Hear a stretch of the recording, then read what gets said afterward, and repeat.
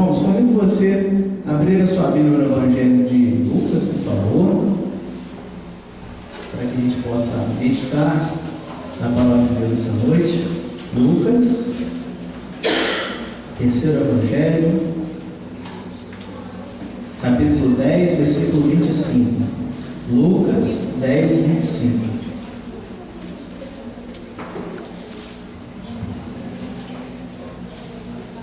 Lucas capítulo 10, versículo 25. Acompanhe na sua Bíblia, por favor. Se você estiver sem Bíblia, compartilhe com alguém do seu lado, por favor. Lucas capítulo 10, versículo 25 diz assim: certa ocasião, um perito na lei levantou-se para pôr Jesus à prova e perguntou: Mestre, o que preciso fazer para herdar a vida eterna? O que está escrito na lei? Respondeu Jesus. Como você a lê? Ele respondeu: ame o Senhor, o seu Deus, de todo o seu coração, de toda a sua alma, de todas as suas forças e de todo o seu entendimento. E ame o Senhor e ame o seu próximo como a si mesmo. Disse Jesus: você respondeu corretamente. Faça isso e viverá. Mas ele, querendo justificar-se, perguntou a Jesus: e quem é meu próximo? Em resposta, disse Jesus: um homem descia de Jerusalém para Jericó, quando caiu nas mãos de assaltantes. Estes lhe tiraram as roupas, espancaram-no e se foram, deixando-o quase morto. Aconteceu estar descendo pela mesma estrada um sacerdote, quando viu o homem, passou pelo outro lado. E assim também o levita, quando chegou ao lugar e o viu, passou pelo outro lado. Mas um samaritano, estando de viagem, chegou onde se encontrava o homem e, quando viu, teve piedade dele. Aproximou-se, enfaixou-lhe as feridas, derramando nelas óleo e vinho. Depois colocou-o sobre o seu próprio animal, levando para uma hospedaria e cuidou dele. No dia seguinte, deu 2 denários ao hospedeiro e disse-lhe: cuide dele, quando voltar lhe pagarei todas as despesas que você tiver. Qual desses 3 você acha que foi o próximo do homem que caiu nas mãos dos assaltantes?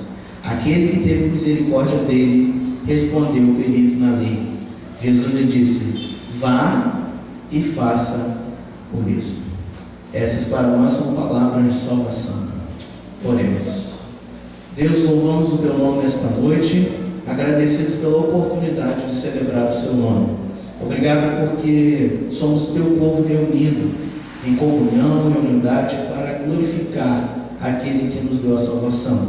Fala aos nossos corações, Senhor, nos dirige, e para que por meio do teu Santo Espírito possamos ser desafiados e consolados por tua palavra. É o que oramos, por graça e misericórdia, em nome de Jesus. Amém. O texto que nós lemos diz no final que, estando ele de viagem, o bom samaritano se aproximou de onde estava o homem caído e, quando o viu, teve piedade dele. Se a gente puder imaginar um pouco dessa história, trazendo um pouco dos nossos dias, e pudéssemos contextualizar, a gente poderia pensar que agora se aproxima o tempo de carnaval e talvez em algumas cidades, algumas ruas de alguns estados do nosso país, as ruas ficam um pouco vazias e um pouco perigosas. Se encontram pessoas que saem fazendo mal, a assaltar, a machucar as pessoas. Então o homem teve que sair do trabalho, mas no meio do caminho ele foi assaltado.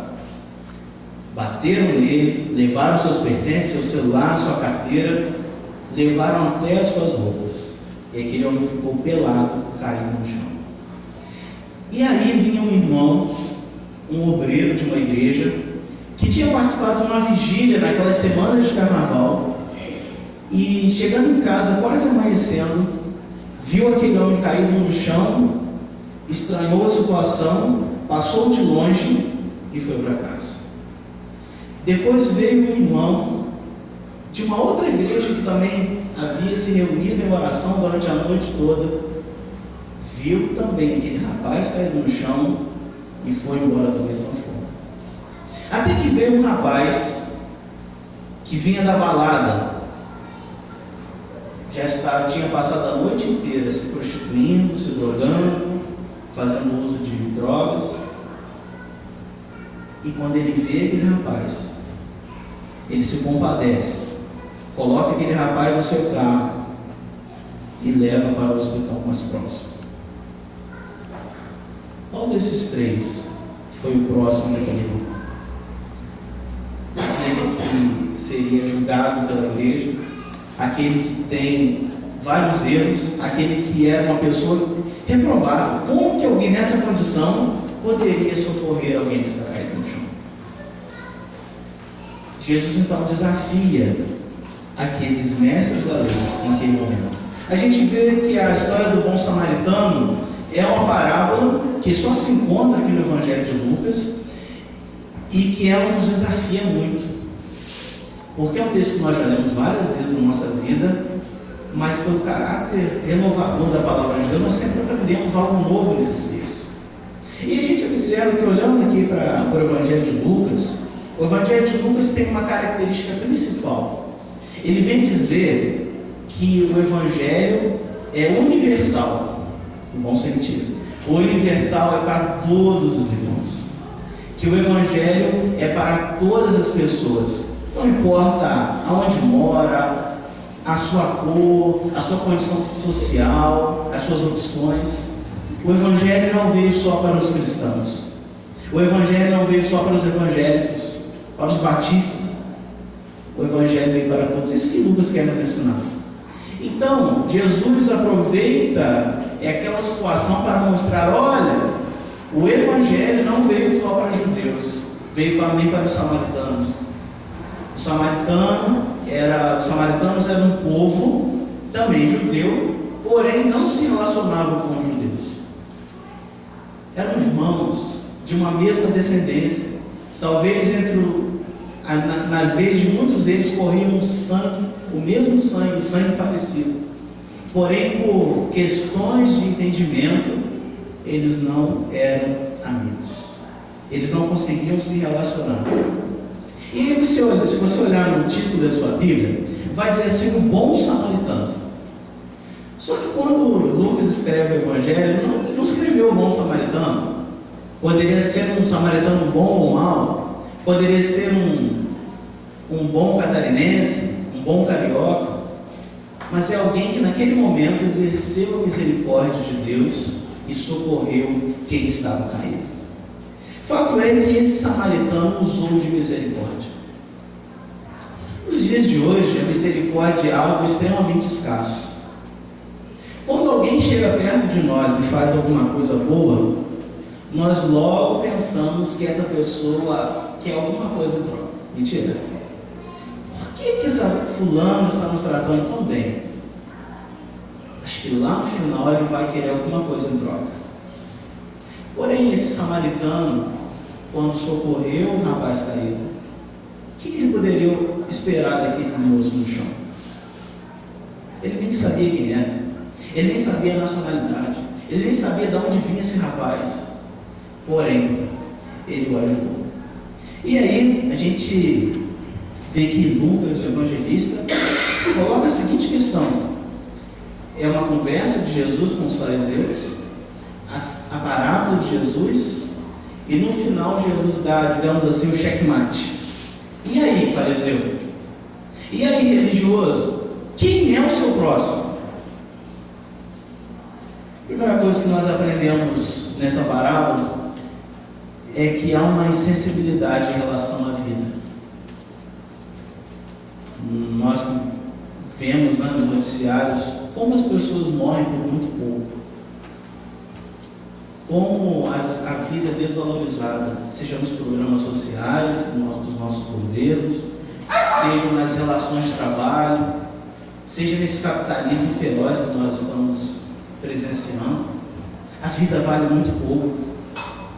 A vida não tem tanto valor como Deus tem por nós. E é interessante que esse homem que encontra-se com Jesus, no versículo 25 da sua Bíblia, ele era um mestre da lei. É alguém que já provavelmente tinha lido os profetas e as leis de Moisés muitas vezes. É alguém que desde a sua adolescência já tinha sido introduzido lá na sinagoga de Israel, entendia muito bem o que dizia as leis, os profetas, todo o Antigo Testamento. E quando aparece então Jesus, um profeta que ninguém sabia de onde havia surgido, alguém que estava causando um alvoroço, um rebuliço muito grande, eu vou jogar um texto bem difícil para ver se ele escorrega e cai. E aí nós poderemos julgá-lo, nós poderemos acusá-lo e vamos acabar com essa farsa desse profeta Jesus. Versículo 25 diz que aquele mestre da lei se levantou, né? Imagina que Jesus está chegando aqui e tem ali alguns mestres da lei sentados e numa atitude de afronta ele se levanta e se coloca: Jesus, deixa eu te perguntar um negócio. O que eu devo fazer para herdar a vida eterna? Mas Jesus, aquele que prova os nossos corações, nossas intenções, já sabia o final dessa história. E pergunta: o que diz a lei? Jesus vai direto à palavra.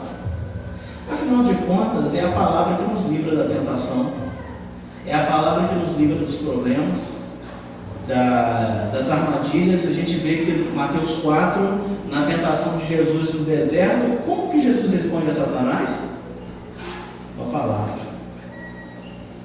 A cada proposta do diabo, ele respondia com uma palavra de Deus.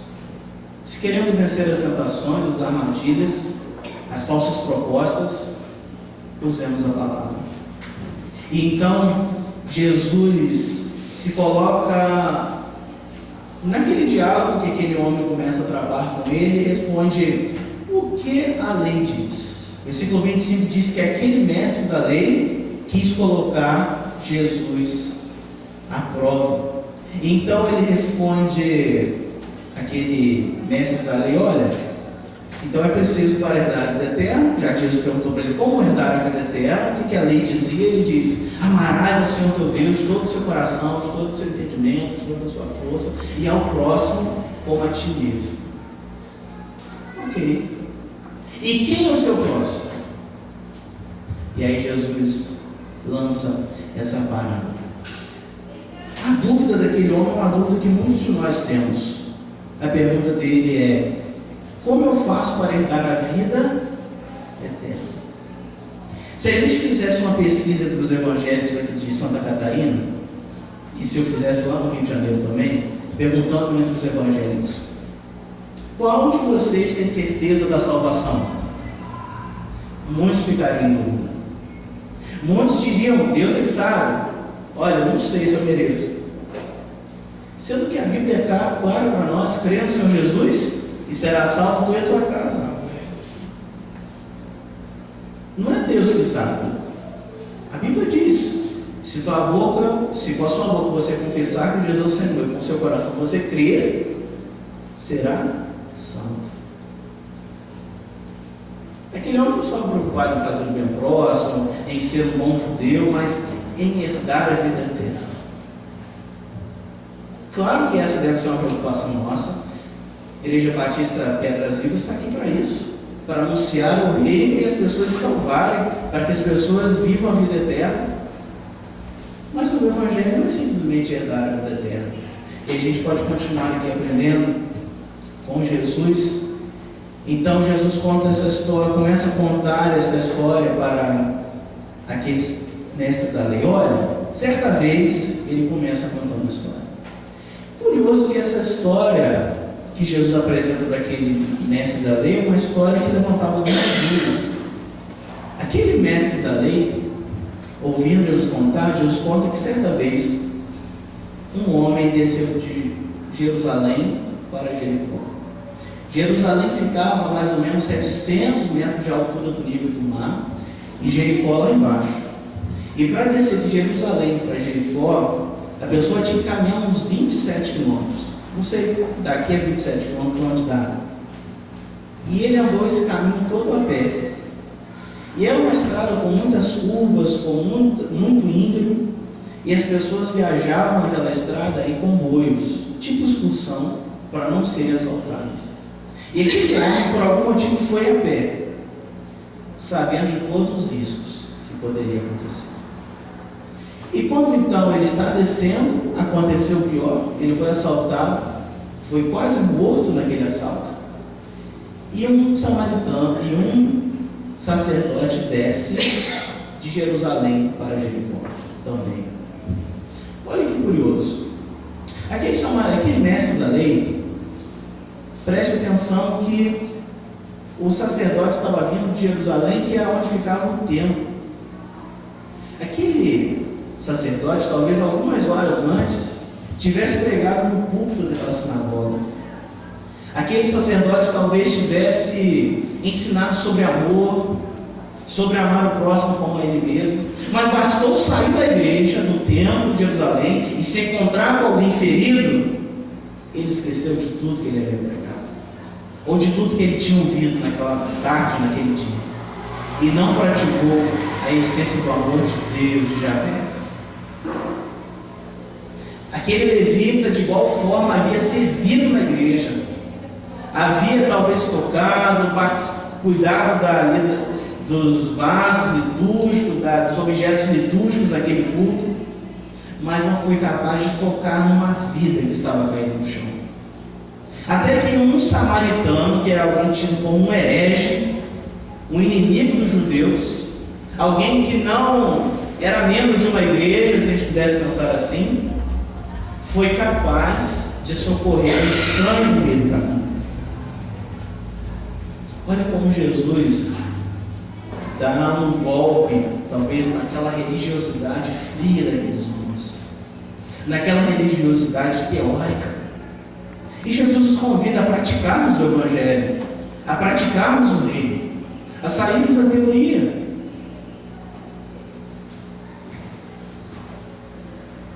E quando aquele homem viu o outro cair ao chão, aquele samaritano, o texto diz que ele estava sem roupa, então pela roupa ele não saberia dizer qual que era a nacionalidade dele, ele estava inconsciente, quase morto, ele não poderia ouvir o sotaque daquele moço no chão para saber de onde ele estava vindo, e ele apostou em socorrer, independente de onde ele viesse, independente de onde ele fosse, sem querer nada de troca, e ele socorreu aquele homem. Quantas vezes nossas igrejas caem nessa armadilha? Olha, nós vamos fazer um projeto social porque nós vamos converter aquele bairro.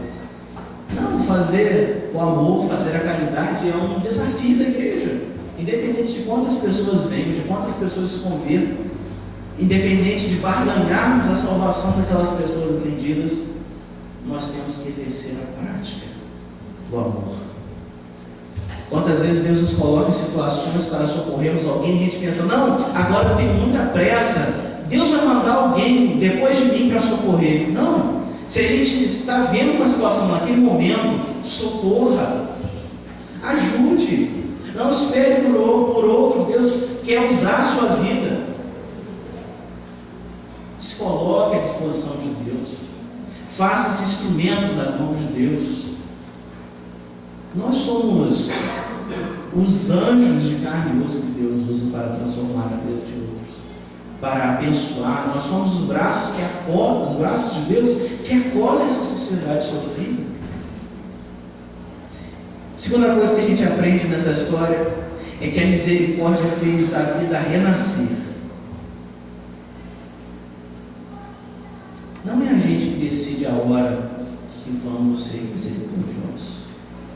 Jesus mostrou para aqueles mestres da lei que a agenda da misericórdia não é a gente que escreve, são as situações.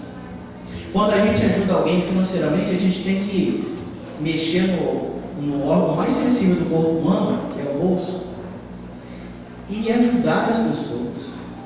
Por consequência, ao tirar dinheiro do bolso, eu vou ter menos dinheiro, mas eu vou ajudar, porque a agenda da necessidade daquela pessoa foi socorrer quem precisava. Quando doamos o nosso tempo para alguém, nós ficamos com menos tempo, mas estamos doando para alguém.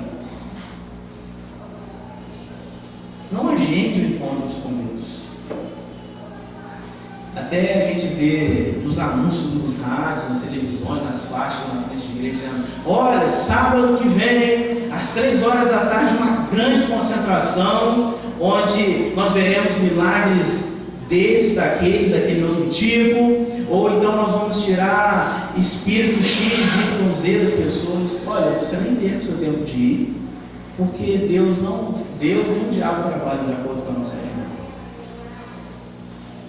Deus opera quando Ele quer, no dia, no momento que Ele decidir. Não somos nós que damos uma agenda, não somos nós que damos um horário para Deus trabalhar. São as circunstâncias, são as emergências que determinam a ação, que determinam a nossa misericórdia. E aquele samaritano, ele age a partir de alguém que foi muito marginalizado. Imagina alguém que era do grupo dos judeus e que os judeus não falavam. A gente vê naquele texto do Evangelho de João, quando Jesus vai conversar com uma mulher na beira de um poço, não sei se você recorda esse texto, os judeus davam uma volta imensa para não passar naquela cidade, só para não encontrar samaritanos. E Jesus, de forma previsível, de forma especial, passa naquela cidade para encontrar com os samaritanos. Ele não fugiu àqueles que precisavam ser encontrados por ele. Essa palavra misericórdia aqui do Evangelho de Lucas, além de Jesus, só o bom samaritano e o pai do filho pródigo usavam. De tão importante que é a essência dessa misericórdia.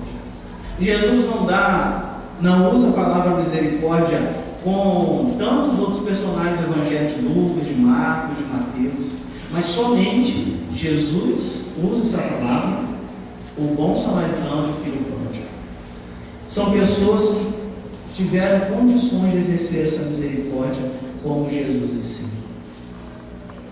Aquele homem correu riscos de levar aquele rapaz todo machucado para ser socorrido, e nem se preocupou de alguém dizer que ele tinha machucado o rapaz. Imagina se fosse hoje no nosso tempo. Você morava aqui na rua tal da cidade, quando você visse aquele rapaz passar com o outro machucado, as pessoas iam mandar uma mensagem pelo WhatsApp: olha, vamos resolver a situação daquele homem que machucou aquele rapaz, vamos linchar aquele homem. As pessoas hoje fazem justiça com as próprias mãos. E não se preocupou com isso. Correu os riscos para socorrer aquele rapaz. Interessante que tanto o sacerdote como o levita achavam que a fé e a espiritualidade deles era para ser vivida no templo. Olha para mim, por favor. A sua fé, Deus, não estão trancafiados nesta igreja. Você precisa exercer a sua fé e o seu cristianismo lá fora. O reino de Deus não é para ser implantado aqui dentro, mas lá fora. E aquele sacerdote que o levita achavam que, por ter cumprido a responsabilidade no templo de Jerusalém, algumas horas antes estavam com os seus compromissos quitados, o seu dever de casa pronto. Eu já fui à igreja, já louvei, já levantei as mãos, já dizimei sobre tudo que eu tinha produzido naquela semana. Já tenho a vida eterna. Para que socorrer aquele rapaz no chão? Para que sujar meu carro e botar aquele rapaz ensanguentado, né, se fosse um carro? Alguém vai socorrer, alguém vai ligar para a ambulância, para o SAMU, alguém vai socorrer esse rapaz. Eu não, estou com pressa.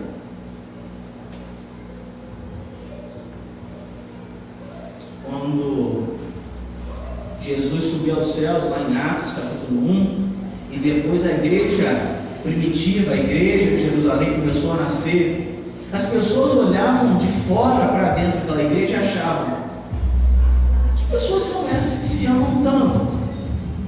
Que pessoas são essas que vendem suas propriedades para dividir o dinheiro com os pobres? Esse pessoal deve ter algum problema na cabeça. Como eles são capazes de se amar tanto? Mas Jesus quer fazer da nossa igreja uma comunidade de amor, uma comunidade de pacto, onde eu não amo o meu irmão, minha irmã, vice-versa, só de aparências, mas eu consiga amar de forma prática. Uma vez a Índia, aquela famosa Madre Teresa de Calcutá, perguntou para um homem rico que tinha uma Você não é capaz de dar um banho nesse leproso nem por $1 milhão, né? Nem eu. Só se dá um banho no leproso por amor. Essa mulher, Madre Teresa de Calcutá, rica, deixou sua família rica para cuidar de mendigos, leprosos e moribundos, pessoas marginalizadas em ruas de muita miséria na Índia. Praticou o Evangelho. Viveu o Evangelho na prática. E por fim, tornar-se próximo dos marginalizados. Esse é o convite de Jesus. Marginalizado não é alguém que mora na rua. Marginalizado é alguém que está fora dos padrões que a nossa sociedade colocou. Marginalizado é alguém rejeitado, alguém não aceito. Marginalizado é alguém que está se sentindo sozinho em algum momento, se sente solitário, abandonado. É alguém que os olhos das pessoas não enxergam, mas nós como cristãos enxergamos. Versículo 36 que nós lemos diz a pergunta de Jesus para eles: qual desses três você acha que foi próximo do homem que caiu nas mãos dos assaltantes?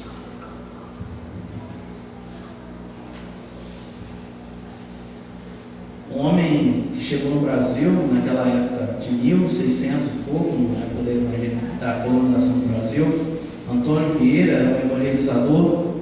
Ele dizia que essa história do bom samaritano, a gente já pode aprender 3 filosofias dele. A do assaltante. O assaltante, quando viu aquele rapaz passando, pensou assim: o que é teu é meu. E assaltou.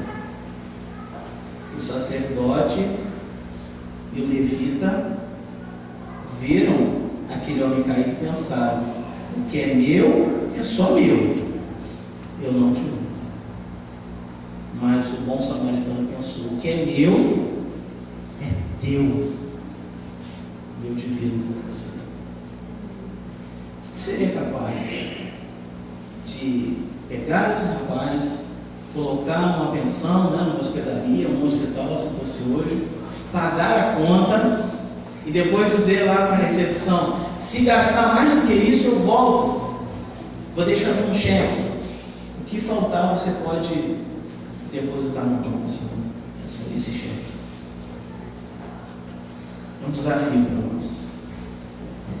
E continuando, aí Jesus então fala com aquele mestre da lei: qual desses três fez então o ato de amor? E o mestre da lei foi capaz de dizer, o samaritano, ele disse: aquele que usou de misericórdia. E Jesus disse: então vá e faça o mesmo.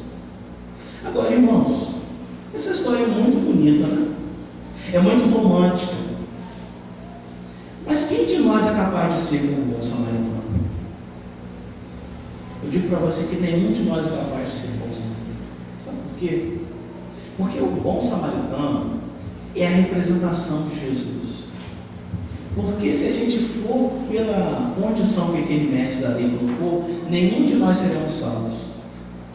Porque se nós conseguirmos durante a nossa vida não deixar de amar a Deus, não deixar de amar o próximo, na hora que nós discutíssemos ou nos entristecêssemos ou tivermos algum desentendimento seja com a nossa esposa, o nosso irmão, nós já estaríamos quebrando uma dessas leis. Quem consegue cumprir os 10 mandamentos sem quebrar nenhum deles? Lutero, que nós celebramos ano passado, a reforma, diz que Jesus é o bom samaritano e a igreja é essa hospedaria que recebeu o rapaz acidentado. Jesus recolhe aqueles que foram assaltados por Satanás, enganados, machucados, e nós somos essa igreja que acolhe. E essas pessoas são cuidadas por nós. Por isso a igreja é uma comunidade terapêutica de cura. Todos nós aqui, eu sei que eu preciso ser curado por Jesus a cada dia. Nós somos curados por Jesus a cada dia. e saímos para fora, saímos para a rua, melhor dizendo, para falar desse amor de Deus, porque já fomos alcançados. Talvez o sacerdote e o levita nunca sentiram esse amor de forma tão perto, de forma tão grande.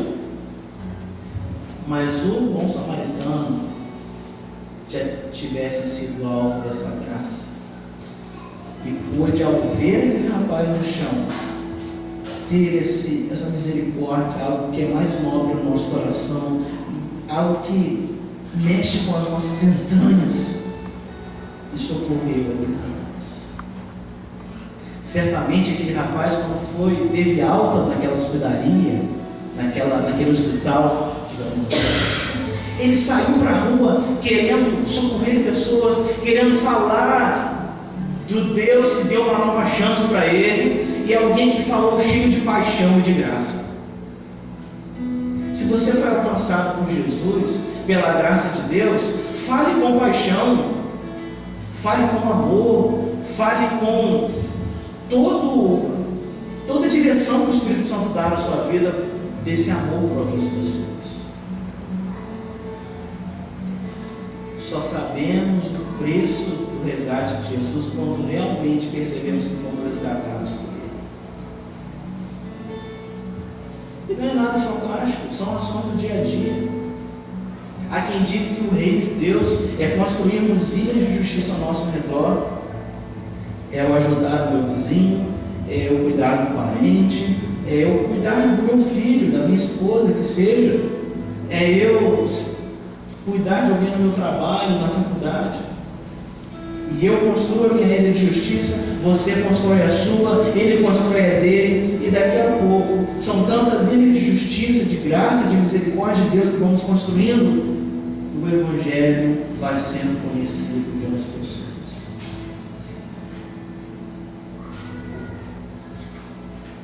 Esse é o desafio do bom samaritano. É sermos pessoas que são sensíveis e pessoas que são instrumentos da misericórdia de Deus. Alguém disse certa vez que Deus quer santos de calça jeans e tênis.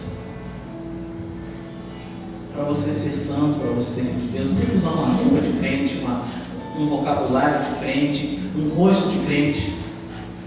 Mas é aí na condição que você está, ser santo de Deus, ser enviado de Deus, ser instrumento de Deus para abençoar pessoas. Alguém uma vez definiu santidade como tudo aquilo que produz vida. Ser santo não é algo difícil, algo complicado, é produzir vida. As coisas que você fala para alguém produz vida. As coisas que você fala de alguém produz vida ou produz morte. As suas atitudes produz vida ou produz morte. Se produzem vida, você produz santidade. Você é um santo de Deus. Vamos orar? Pedindo ao Pai que nos conceda essa graça a cada dia. Feche seus olhos, curva sua cabeça. Jesus querido, nós queremos te agradecer por esta noite aqui. Obrigado, Pai, pela grandeza do Teu Evangelho, que nos convida a termos uma mudança de comportamento, uma mudança de atitude, uma mudança de pensamento, uma mudança de fé a cada dia. Eu quero pedir a Deus, em nome de Jesus, que o Senhor seja com esta igreja aqui nesta noite, que o Senhor seja com cada membro dessa igreja, cada líder desta igreja, para que a essência da misericórdia, da compaixão do Cristo bom samaritano, assim podemos dizer, esteja infiltrada nos nossos corações, esteja produzindo vida, esteja produzindo graça, esteja produzindo misericórdia cada dia. Ó Pai, que ao sairmos daqui, quando chegarmos às atividades amanhã, nós não nos esqueçamos disso, mas possamos praticar aqui e ao sair daqui os valores que o Teu Evangelho nos ensina. Ó Deus, é o que oramos e pedimos em nome de Jesus. Amém.